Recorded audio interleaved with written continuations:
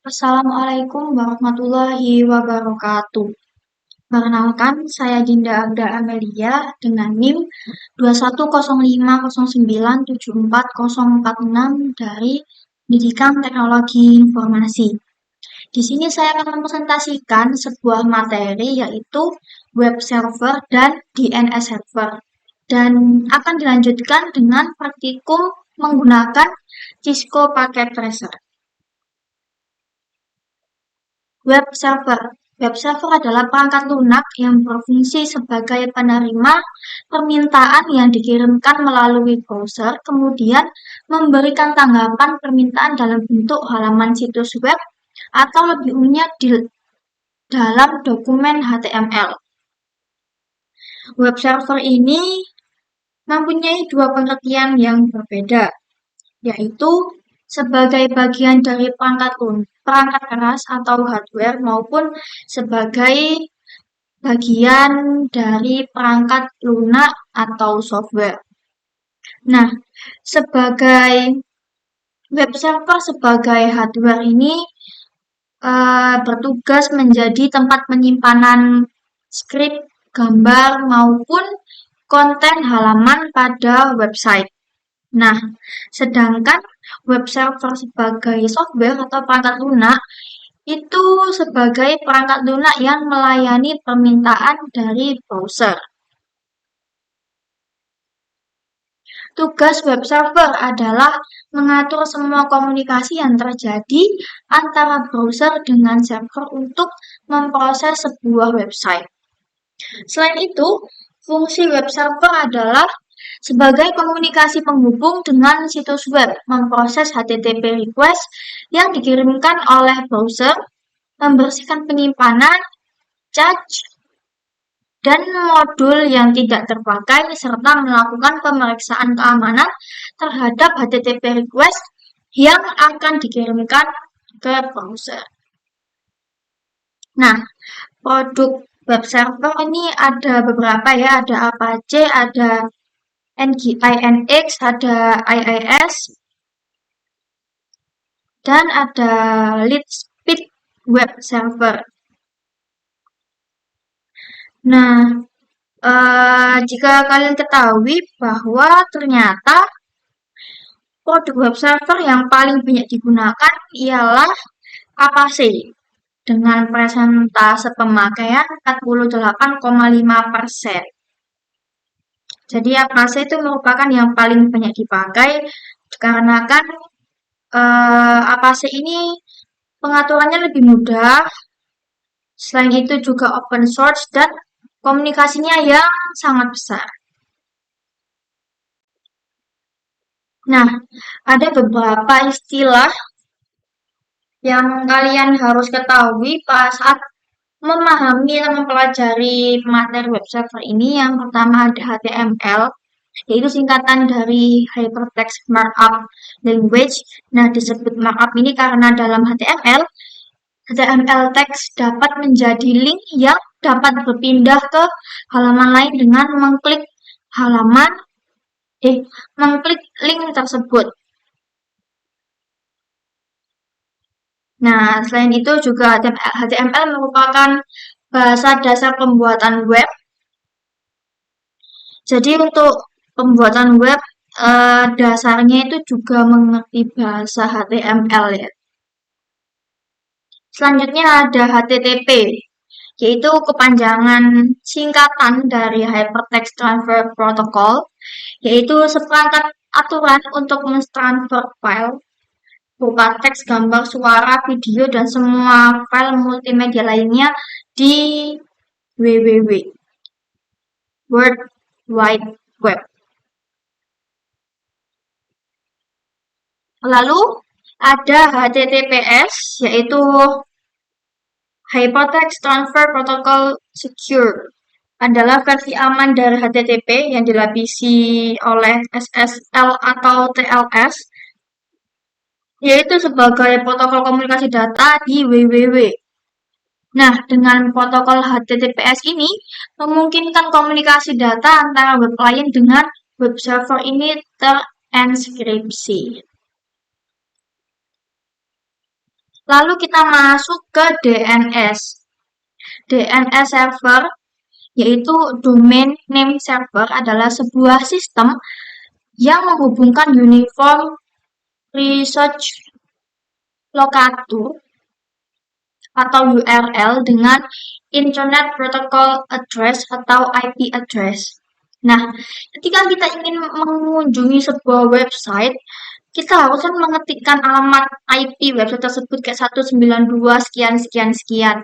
Nah, dengan DNS server ini itu memudahkan kita untuk mengunjungi website tersebut dengan cara DNS ini akan menerjemahkan domain tersebut ke dalam IP address yang komputer pahami. Jadi, misal contohnya seperti ini. Kita ingin mengakses Google.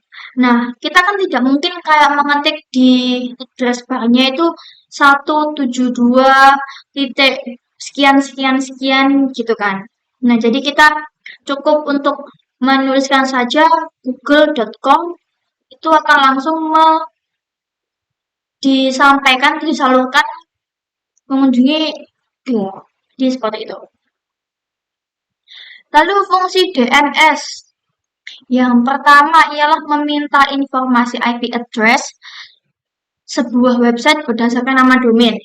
Yang kedua, meminta informasi URL sebuah website berdasarkan IP address yang dimasukkan. Nah, sebenarnya cara kerja DNS ini juga melalui banyak tahapan. Ada DNS query, ada recursive query, lalu ada root name server juga, dan macam-macam DNS itu juga banyak. Ada record, A-nya cuma satu, lalu ada 3 record, MX record, CNAME record, NS record, dan lain-lain. Nah, setelah ini kita akan mencoba mensimulasikan atau mempraktekkan web server dan DNS server menggunakan Cisco Packet Tracer. Nah, kita sudah membuka rangkaian dari yang ada ya di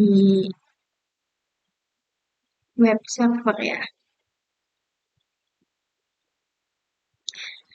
Di sini kita akan membuat sebuah percobaan.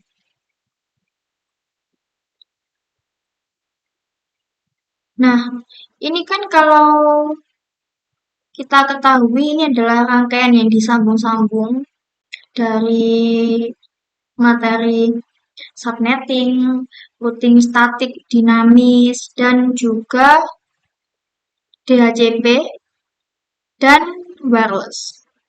Nah, karena kita sudah mempelajari konfigurasinya juga, jadi maka langsung saja ya. Setelah membuat skema jaringan seperti ini, langsung saja kita cek apakah jaringan itu berfungsi atau tidak ya. Jadi, kita pastikan jaringan dapat berfungsi dengan baik, terutama pada jaringan PC 1, PC 4, laptop, dan smartphone. Jadi kita cek terlebih dahulu. Kita akan fokus di web servernya ini. Kita cek ini ya, kita cek yang PC ini dulu. Kita ping ke web servernya, yaitu IP-nya 43.43.43.1.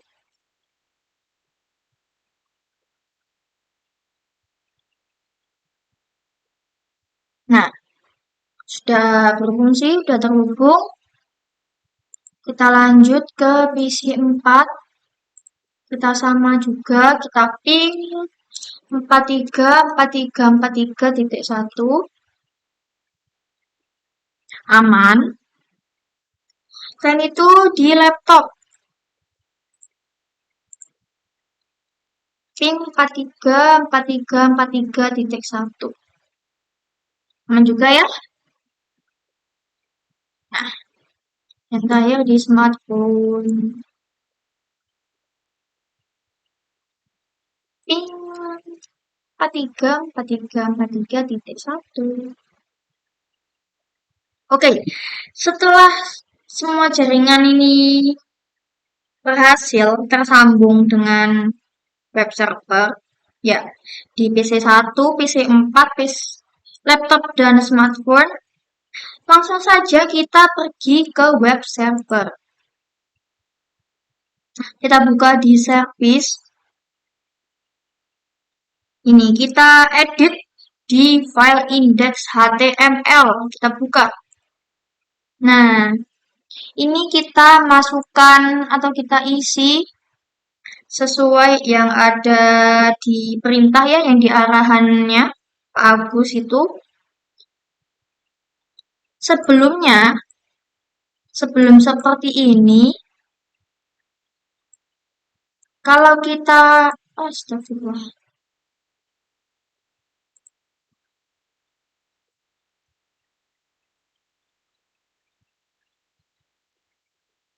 Sebelumnya kalau kita coba untuk tambahkan lagi ini, nah, terlihatnya seperti ini ya. Jadi ini langsung saja dihapus, lalu diisikan seperti ini. Oke, ketika sudah ya, aman. Ini kita hapus dulu.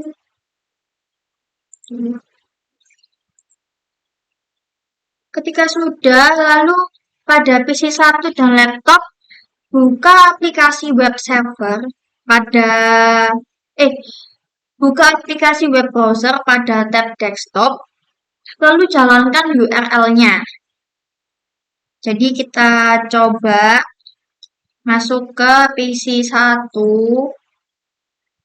Nah, ini web browser ya.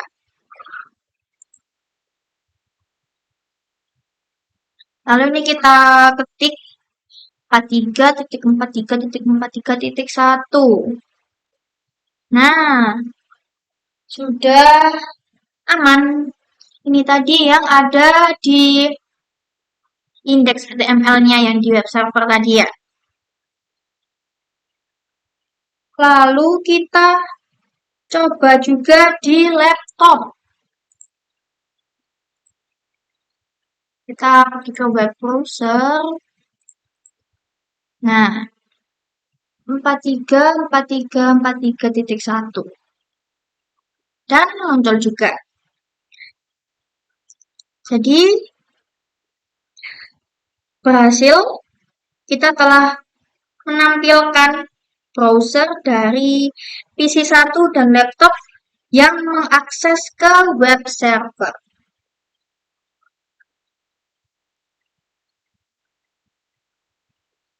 Kita lanjutkan ya untuk yang DNS.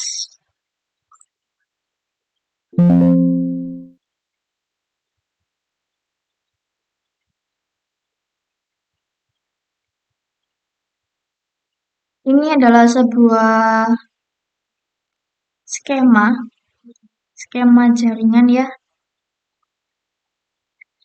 yaitu DNS server. Dalam percobaan ini kita akan mensimulasikan file server dan web server yang digabungkan dengan DNS server.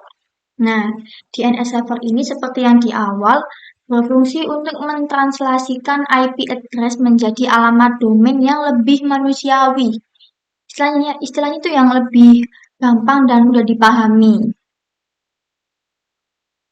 Yang pertama itu kita coba buat skema jaringan seperti ini.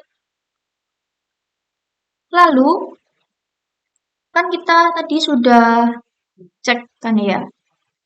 Di ping tadi sudah berhasil juga. Kalau misal kita mau juga kita coba lagi, coba divisi 1.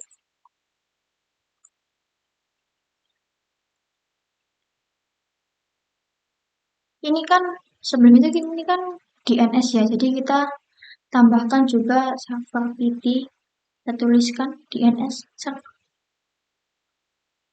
Oke, kita coba cek tapping. Kalau ke web kan 43.43.43.1. Kita tunggu. Nah, itu kan ya. Terus kalau semisal mau ke DNS server tuh 33.33.33.1.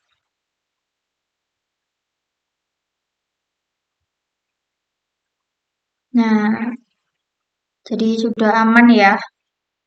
Kalau kita coba lagi divisi 4, sama juga ping 43.43.43.1.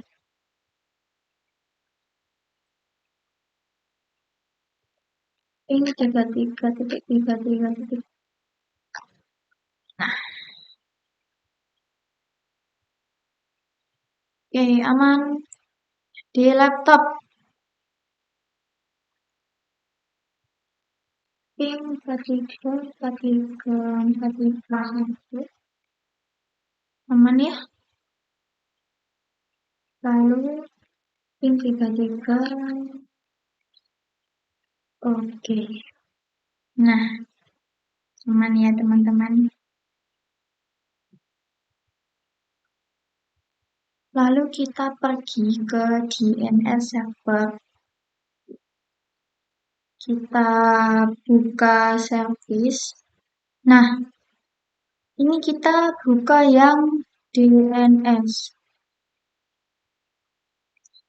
Kita on kan ya, kita klik on. Lalu kita masukkan menjalankan service DNS beserta penambahan record DNS-nya. Jadi ini kita tambahkan recordnya. Karena ini sudah saya tambahkan ya kan. Namanya ftp.jarcom.com, recordnya a record. Yang tadi saya sudah bacakan, untuk a record menyimpan informasi soal hostname, time to live, live, dan IP address. Lalu yang kedua ada jarcom.com. Ini detailnya menggunakan IP FTP, ini menggunakan web server. Nah, dan ini www.jarcom.com menggunakan tipenya CNAME, yaitu digunakan untuk redirect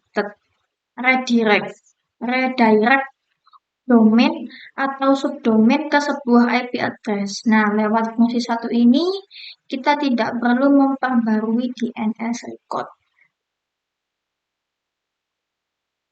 Ketika sudah seperti ini ya, kita sudah membuat sebuah record seperti ini.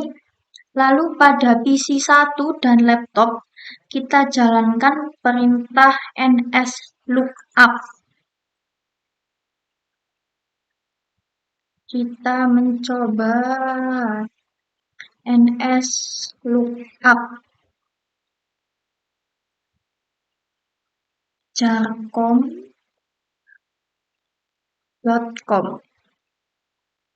Nah, dari server 33.33.33.1. Nah, nama jarcom.com address-nya ini. Dari web server yaitu ya. Lalu kita coba lagi untuk mengetahui nslookup di PC 1 untuk mengetahui resolve domainnya. Kita coba ns lookup www.jarkom.com.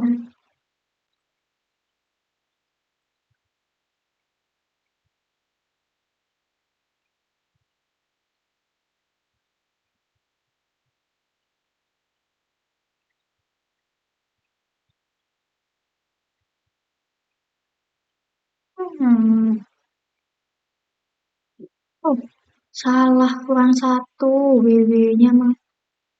Kita coba ns look, kelihatan ya? Nah, lookup www.com. Nah, nama jarkom.com addressnya dari web server dan aliasnya itu jarkom.com. Ketika sudah berhasil, lalu kita coba untuk, ini tadi di PC1 ya, kita sekarang coba untuk di laptop, sama, ns lookup jarkom.com. Nah, aman ya. Lalu ns lookup www.jarkom.com. Nah, oke, aman. Setelah itu, pada PC1 dan laptop, kita buka aplikasi web browser, lalu jalankan sebuah URL. Kita ke PC1, kita buka web browser-nya. Nah, kita jalankan jarkom.com. Nah, sudah berhasil ya. Kita coba juga yang kedua tadi pakai www.jarkom.com. Ya, ternyata sama. Kita coba juga pada laptop.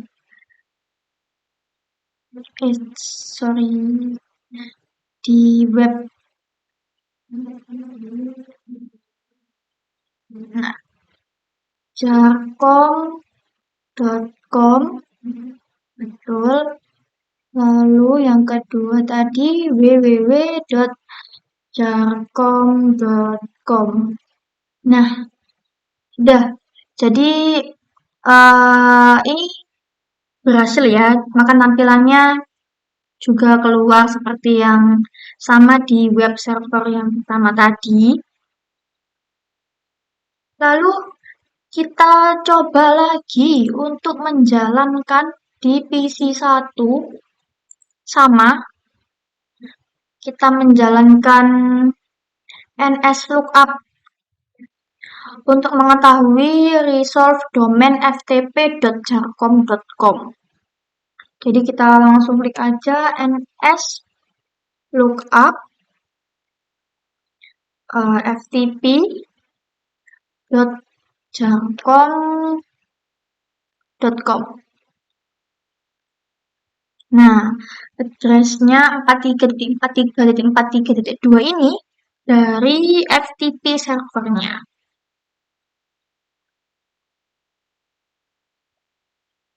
Lalu kita coba lagi ya untuk membuat koneksi ke FTP server dari PC1 dan laptop. Kita masukkan perintah seperti ini, ftp.jarkom.com. Nah, username-nya ini kita klik coba, kita ketikkan coba, dan passwordnya sama, coba. Nah, sudah berhasil login. Kita coba juga pada laptop. ns lookup lookup ftp.jarcom.com ya. Lalu ftp.jarcom.com coba. Nah, sudah berhasil login. Jadi seperti inilah koneksi ke FTP server menggunakan URL domain. Jadi untuk percobaan di PC 1 maupun di laptop sudah berhasil. Terima kasih. Sekian video simulasi dari saya. Untuk kurang lebihnya saya mohon maaf. Wassalamualaikum warahmatullahi wabarakatuh.